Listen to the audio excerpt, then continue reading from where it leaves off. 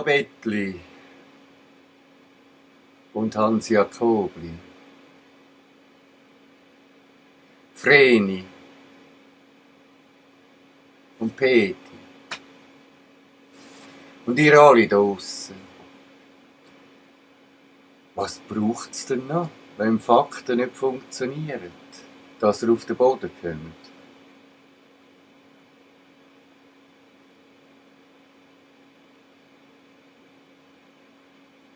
Es gibt nur eins. Es gibt nur eins. Sich selber informieren. Aber eben informieren. Nicht alles zu glauben, was in den Leitmedien steht und gesagt wird und gezeigt wird. Seit Jahrzehnten klären die Aufklärer auf. Seit Jahrhunderten. Tausenden. Seit es Menschheit gibt. Seit Jahrzehnten ist es intensiv, vor allem seit dem Jahrtausendwechsel. All die Sachen, die hier in die Welt kommen und wo Menschen, die es bringen, als Spinner oder irgendetwas einfach niedermachend bezeichnet werden, die bestätigen sich in diesem Jahr. 2020. Ich habe ganz bewusst die Achterbahn gewählt. Ganz bewusst. Ich habe da so ein paar Sachen, ich finde es digital relativ primitiv. Ich würde gerne selber da mehr eingreifen und machen. Ja, es ist passend, die Achterbahn. Geht auf und ab, rechts und links und geradeaus und wow. Und dann freie Fall. Der freie Fall wird kommen, wenn ihr euch nicht schlau macht. Wenn ihr nur findet, das sind das alles Covid-Idioten. Und dann habt ihr das Gefühl, dass die anderen die Idioten sind. Die richtigen Covid-Idioten sind nämlich die, die Fakten nicht sehen. Das ist so. Sie können machen, was sie wollen. Ja. Hans Jakobli und Babetti. Ja. Es ist dringlich, dass man jetzt den Geist nutzt und nicht den manipulierten Kopf. Und ja, ihr könnt ja 100-mal sagen, ihr seid schon auf dem Boden und ihr seid nicht manipuliert. Wenn ihr mit einem Lumpen vor dem Kopf in der ÖV sind, I'm sorry, dann sind ihr manipuliert. Das kann man nicht ausschliessen dann. Überhaupt nicht mehr. Es ist sogar dann so, wenn du sie anlegst oder den Gesichtsschutz anlegst, wenn du es nur wegen der Bus machst, weil du Angst hättest. Büssen können sie die nicht. Aber viele haben Angst wegen dem und legen sie darum an. Wenn man dann nicht Manipulation sagt und die Fakten ja auf dem Tisch sind, dann kann ich, I'm sorry, kann ich einfach nichts machen. Dann sind ihr verloren. Dann habt ihr dann den freien Fall. Weil ihr werdet den auch erleben. Wie alle anderen auch. Wenn man nichts macht, dann sind wir tatsächlich als freie Menschen verloren. Das ist einfach kein Witz und das ist kein Irrsinn, wenn man das erzählt, sondern der Irrsinn ist das, was da gemacht wird und ist das, wie es angenommen wird, wie folgsam die Herde ist, wo sie als Vieh sehen, als Vieh. Sie sehen uns nicht als Menschen, die das machen. Die sehen uns als Herde. Die kann man umtreiben mit jedem Stöckchen, das man hat. Mit dem hat es jetzt ein Ende. Entweder hat es das Ende so oder so. Und das liegt eben an dir. Und an mir auch. An uns allen.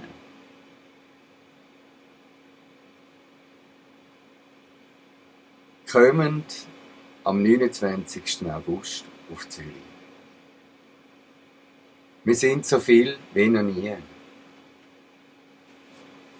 Kommend. Die auf Berlin wollen, gehen auf Berlin.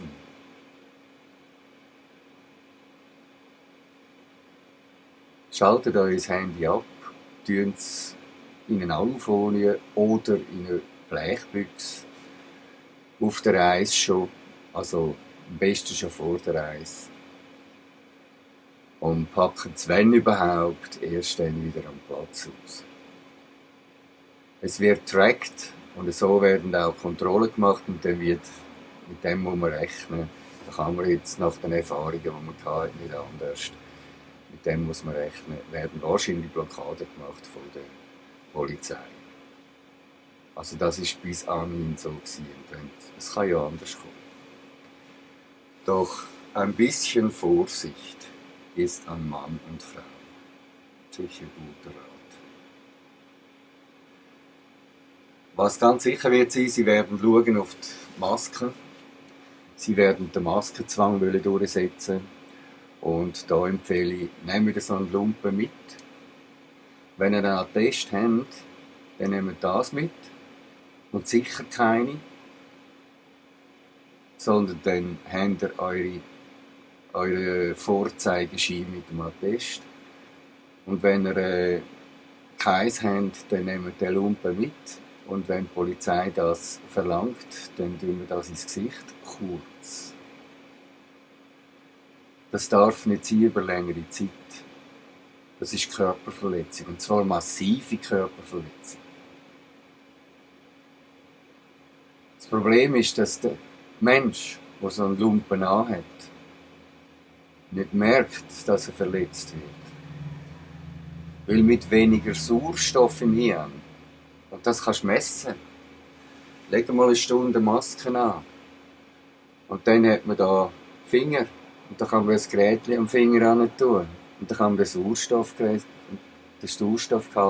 vom Blut messen. Mach's doch einmal. All die Menschen, das ist das Problem. Ob sie jetzt Polizisten sind oder andere Menschen, ist ganz egal. All die Menschen merken nicht mehr, dass sie da reduziert sind und reduziert werden. Das ist ein grosses Problem. Und da kommt dazu, eben, wie am Anfang schon gesagt, die Fakten sind alle da, die kann man einsehen. Sie sind da. Warum wird denn so derart geweigert, das anzuschauen, das wirklich durchzugehen? Warum wird denn so blind am BRG und am Bundesrat, wobei das BRG hat auch richtige Zahlen, das muss man auch anschauen. Wieso wird so am Bundesrat geglaubt? So leichtgläubig? Wieso wird nicht erkannt, dass das eine Herrenrasse ist, die mafiös schafft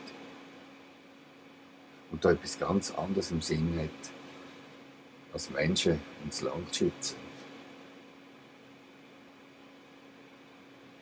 Sie tun da etwas ohne uns und auf unsere Kosten und auf unsere Gesundheit.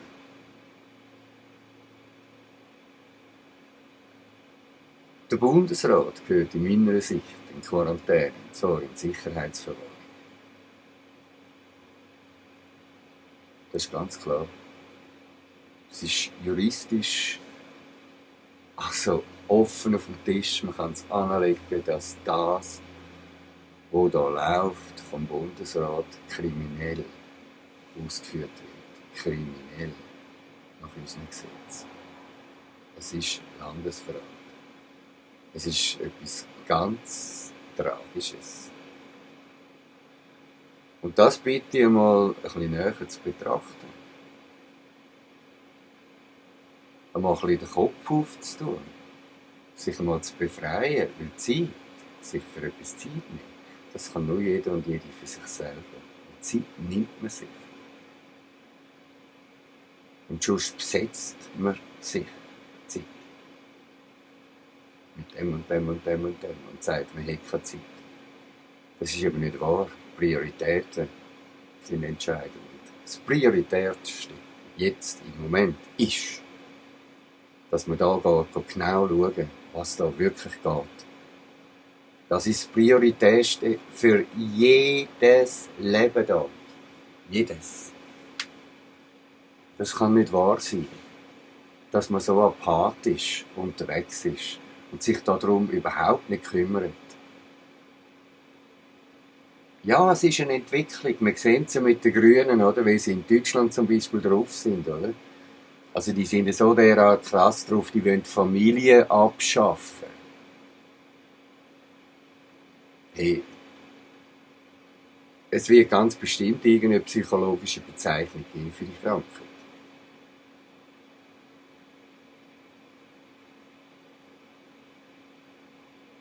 Es will eine ganz andere Welt entstehen, im Hintergrund, ohne unsere Erlaubnis. Ja, eine künstliche Intelligenz, schon eingerichtet, schon am Tun.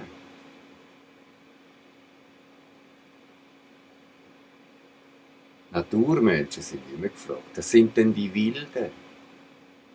Das ganze Denken kommt aus einer digitalen Welt und kommt aus städtischen Kreisen.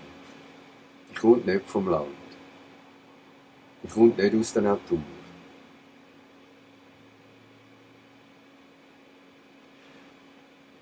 Ich bitte euch, geht schauen, gebt den kleinen Beitrag jetzt bitte weiter. Es ist wirklich nichts Grosses.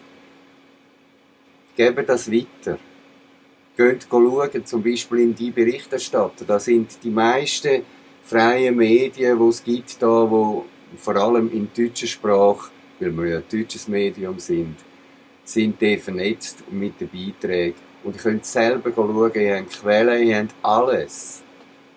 Ihr habt alles. Kommt am 29. August auf Zürich, am 1 auf dem 6-Liter-Platz und am 5 auf dem Helvetia-Platz. Kommt alle. Wir sind viel, sehr, sehr, sehr viel. Ja, und auch die Antifa, die sich auch angemeldet hat, mag ich da jetzt gerade eine Botschaft hinterlassen. Wir werden nicht schlagen. Und wenn es bei uns ein paar Kampfsportler hat, werden sich die vielleicht wehren. Kann sein. Doch wir sind im Frieden. Wir haben einen Kopf, der denken kann, ein Herz, das fühlen kann, einen Bauch, der spüren kann. Wir verkaufen uns nicht so billig. Und unsere Freiheit schon gar nicht. Und haltet euch zurück. Unterlöhnt. Es wird derart auf euch zurückkommen, dass ihr euch wünschen könnt, dass es anders ist. Ich möchte euch darauf aufmerksam machen, dass es noch ganz andere Energie gibt. Und die stehen über dem Mensch.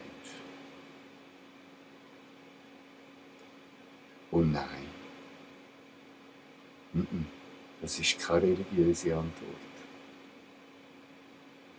Eher eine astrophysische, quantenphysische Antwort. Alles, was ihr tut, kommt immer auf euch zurück. Das solltet ihr lernen. Und daraus auch danach ein Fazit ziehen.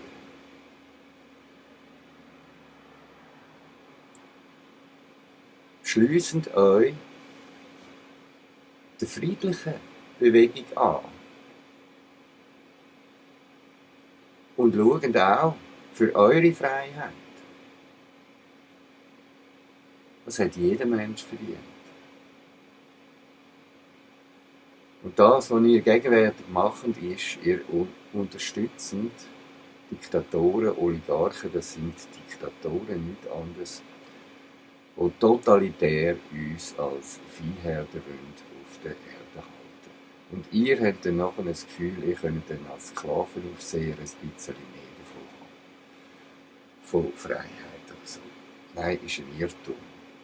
Gewalt, liebe Antifa, Gewalt ist immer falsch. Und wenn ihr immer von Krieg redet, dann gibt es vielleicht einmal eine chinesische Weisheit.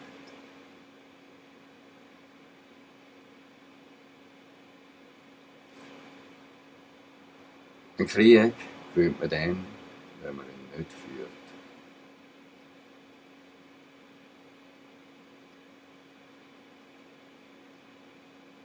Schönen Tag.